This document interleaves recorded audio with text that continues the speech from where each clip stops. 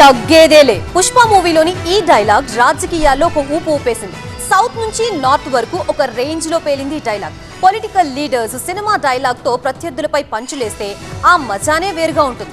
ఇప్పుడు తెలంగాణలో జరుగుతోంది. సీఎం రేవంత్ సినిమా డైలాగ్స్ లో కేసీఆర్ ని టార్గెట్ చేస్తే అదే స్టైల్లో కౌంటర్ ఇస్తోంది బీఆర్ఎస్. తెలంగాణ రాజకీయాల్లో సినిమా డైలాగులు ఒక రేంజ్ లో పేలుతున్నాయి. అరుంధతి సినిమాలో పశుపతిని గొలుసులతో బంధించినట్టుగా కేసీఆర్ ను ఫామ్ హౌస్ లో లాక్ చేశామని ఇక బయటకు వచ్చేదే లేదన్నారు సీఎం రేవంత్ రెడ్డి. అరుంధతి సినిమాలో రాక్షసుని ఎట్లయితే బంగళాల బంగళాలేసి బంధించినమో ఈ రాక్షసుని కూడా ఫామ్ హౌస్ లో గొలుసులేసి మా రైతులు బంధించారు. బయటకు రానిచ్చేదే లేదు.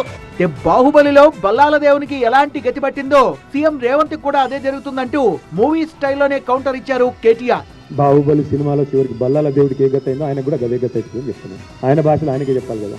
అప్పులు తప్పులపైన ఒక రేంజ్ లో విరుచుకుపడ్డ రేవంత్ రెడ్డి కేసీఆర్ చేసిన అప్పుల వల్ల తెలంగాణ వాళ్ళను దొంగల్లా చూస్తున్నారంటూ ఆవేదన వ్యక్తం చేశారు.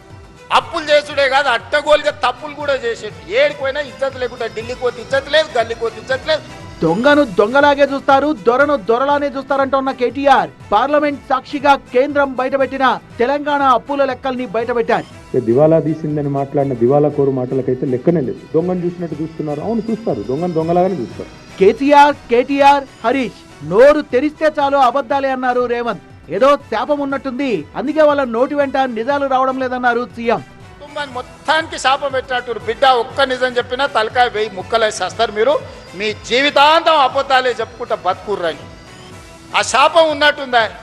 అసలు చూడు ఒగని మించినోడు. అసలు అబద్ధాలకు బ్రాండ్ అంబాసిడర్ రేవంత్ అంటున్నారు కేటీఆర్. జన్మ హక్కుల రేవంత్ రెడ్డి అబద్ధాలు ఆడుతున్నారంటున్నారు బీఆర్ఎస్ వర్కింగ్ ప్రెసిడెంట్. 30 నెలల్లో 1,75,000 కోట్లు ఖర్చు పెట్టిన రైతులకంటే నెంబర్ 1 సీఎం అంటూ. అదే వేదిక మీద మరో ఒక 5-6 నిమిషాల తేడాలో ఉప ముఖ్యమంత్రి గారు 1,56,000 కోట్లు అంటారు. అంటే వాళ్ళకి అబద్ధాల్లో కూడా పొంతం లేదు. కేసీఆర్ టార్గెట్ గా సీఎం రేవంత్ ఒక రేంజ్ లో నిప్పులు కక్కుతుంటే బీఆర్ఎస్ రీకౌంటర్లు ఇచ్చుకునే పనిలో పడుతోంది. ఇరు వర్గాల దూకుడు చూస్తుంటే high voltage dialogue war continue అయ్యేటట్టే కనిపిస్తోంది.